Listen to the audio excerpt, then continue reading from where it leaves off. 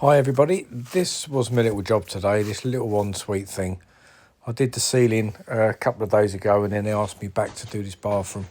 When they originally asked me, I initially said no because it had all fixtures and fittings on it and it was tiny and you can see the sink, radiator, toilet, all in one place. And I said, look, you'd be better off with filler. But they sort of took all the bits off the wall from me and said, please, could you just sort of tidy it up? So I went back and did it. So that was the ceiling I did the other day. It was a really rough Artex ceiling, that one. And then I did another one in this bedroom. I'll just show you that. Another little ceiling in there, which was really sort of rough Artex. And there was sort of stuff everywhere. It's an older person's house. I think sort of the younger members of the family have sort of taken it over and going to start decorating it. So there's a lifetime of history in there, as you can see. There's bits everywhere. So I just PVA'd all these walls and beaded it. The walls are all over the place. They did ask me to leave some of these little fixtures and fittings on the wall, but I said no, they've got to come off because once I skim, they're not going to be at the right depth to hook your bits back over. So off they came. And then it was just a case of skimming it, but I didn't film too much of it because it's such a small room. You're not really going to get much of an angle. So I'll show you when it's finished, really.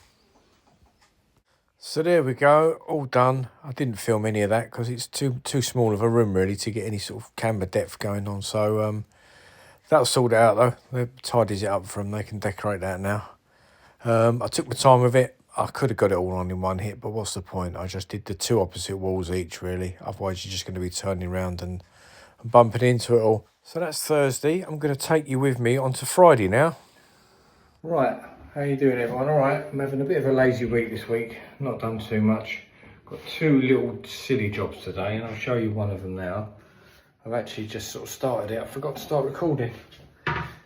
Yeah, let me just sit down here on the bog and I'll spin you around. That's right, so it's just a little repair here. I've just put a bit of foam in it. I think what had happened is the guy that's fitting the bathroom had obviously I don't know what had gone on, but I think the woman had changed her mind at last minute about what unit she wanted and she chose this one. And of course the measurement was fine for the base unit, but then the sink overhangs a touch because it can't float over that end. It's got to float all of its way over that end. So it's ended up being nibbled into there a bit. So I'm just literally here to patch that in.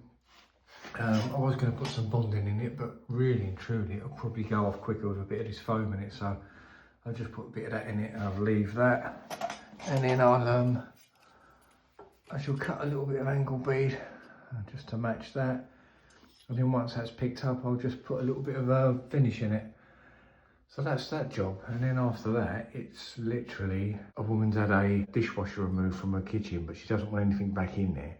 So it's just a gap at the back is a little bit rough, so she just wants that made in with a bit of skirting across it. And that's me for Friday, so I'll take you with me. Right, so that's all that foamed in now. All foamed in, cut back, new bit of masking tape along it. I think that lines up all right. Looks a bit piddly. It's always hard trying to put a silly little bit in, but I think it'll be all right anyway. So I've just knocked up some finish, literally as stiff as I could knock it up really. I'll just put that in now.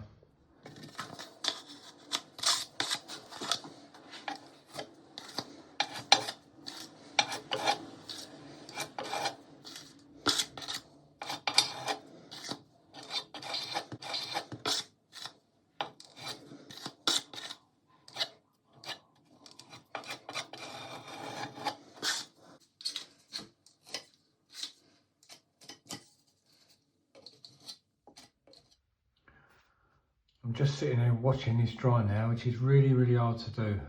It's very hard to sit and do nothing, I feel.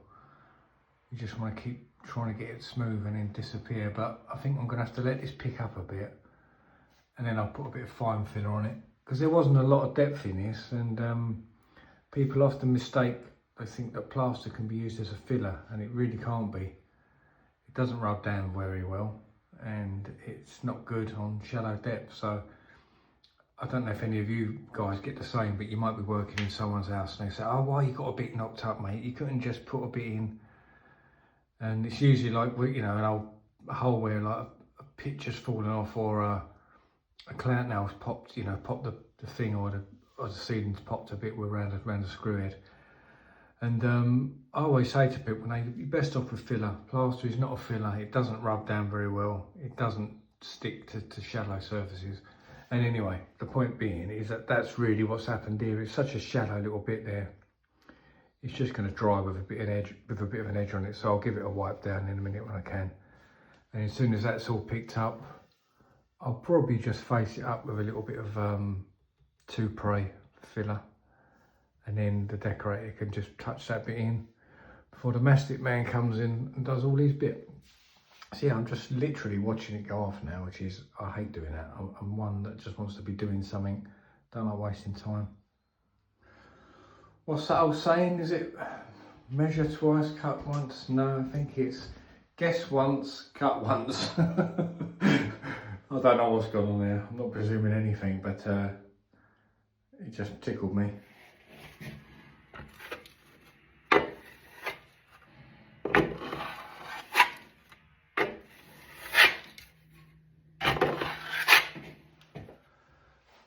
So I've just put a little bit of, I'll clean that off obviously.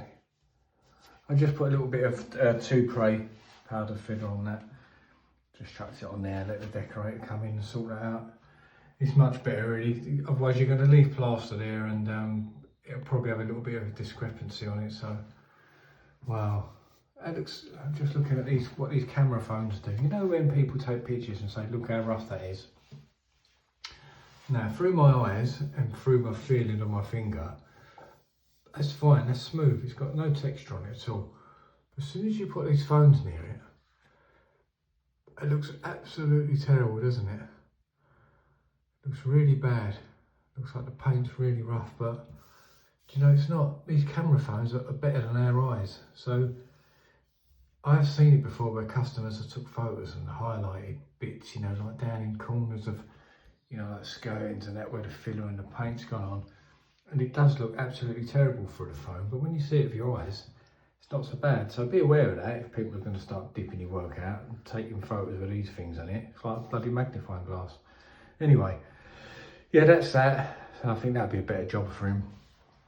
And to be honest, this is for a fella that I've recently got in contact. He got in contact with me. He needed a sort of a regular plasterer, a reliable bloke that when he's doing his bathroom jobs, he can just call on me really. I think he was doing site work for years and he's just gone on his own fairly recently and he started to do his bathrooms.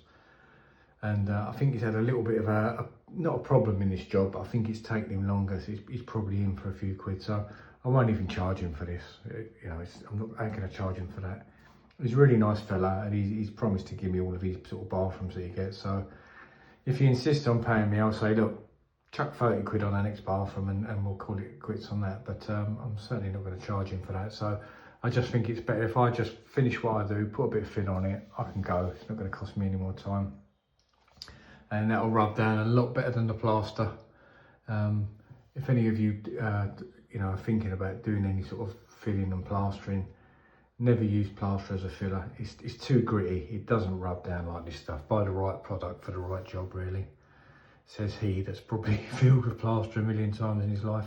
But when you know what you're doing, obviously it's a different story. But don't get caught out with it. So anyway, that's that done. Another one finished. I'm going to take you off to the next job for me now, which is a little bit of a repair of the back wall where an old dishwasher was.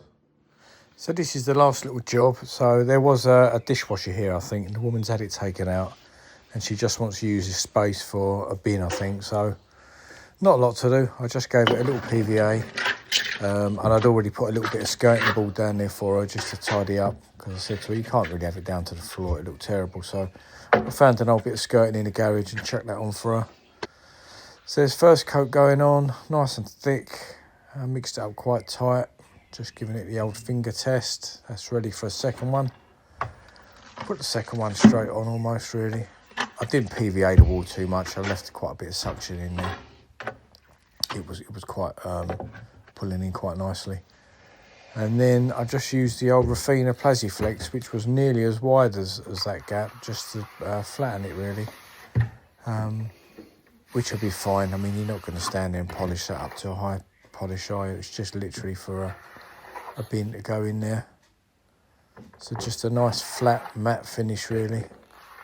And the lady's going to paint it herself. I did offer, but she's going to paint it herself. So there we go. That's Friday done. Nice and easy. Now for a chat. Right, let's turn you up. Right, that's Friday done. All finished. Nice little job there. Why do people drive into parking spaces? I'm sitting in a car park now. A supermarket car park, only a small one. And I drive this huge Transit, and this woman's going to hit this sign. Oh my God, she's hit the sign. She's got a little tiny smart car, the smallest thing you could buy. If you put wheels on a shoebox, it won't be much bigger. As a van driver, I would never ever drive into a parking space. I always back into it, no matter what, because you don't know what's going to pull up behind you, or you know what's going to happen.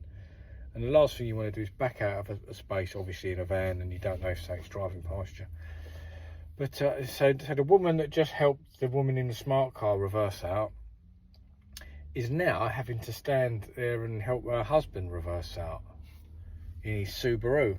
Older couple, nice Subaru, but it's quite a long, it's in a state, and there's not a lot of room to back out before he's going to start getting closer to this car beside me.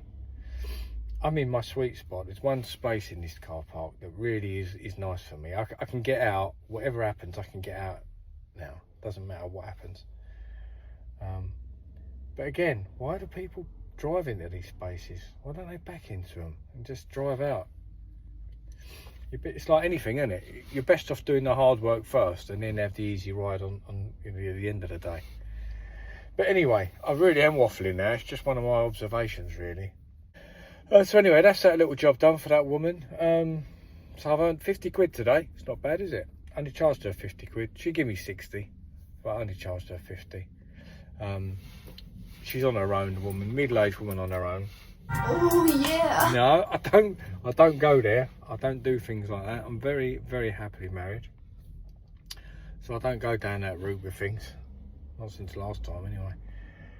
So anyway, yeah, so I thought I'd just do a little job, and I think she's looking for a handyman. Oh yeah. And that could be me. You know, she said, oh, do you know anyone? I said, well, I'll do other things as well. If you want a bit of woodwork, bit of decorating, hang a picture, anything like that. I do anything, but I don't touch plumbing or electrics as a rule. So that's another new customer, and you know, she's obviously on her own, the woman, and that doesn't seem like she's got anyone else to do these things for her. So, and she's only local, and customers like that, she probably lunches with other ladies, and so suddenly your name gets passed about, and then you're around another lady's house. Oh yeah. I'm stupid. No, I will let my wife watch this, and she will laugh. She knows me. She knows me well enough now. She will laugh. But yeah, but that's how your name gets passed about, isn't it? You do a little job for someone, you don't charge a lot, you're very honest, and then they say, oh, I know a man that can do this. Anyway, get your minds out the gutter. It's Friday. I've had an easy day. I've got 60 quid in my pocket. Cash is king. Cash back. So yeah, I'm gonna go shopping now. Buy my wife a birthday card, actually. It's her birthday on Sunday, and we're going away tomorrow for a nice little spa break, a little spa weekend. That's her birthday treat. So that's what I should be doing all weekend, and I'll see you all on Monday, where I'll start a new job for a week or so. Lots of bits going on there: painting, decorating, plastering, wallpaper hanging, and a beautiful garden. I'll show you this garden, and it's just to die for, really. And the people have gone on holiday. I've got the keys for the week. I can't wait. See you then. Oh yeah. Yeah, baby. Yeah.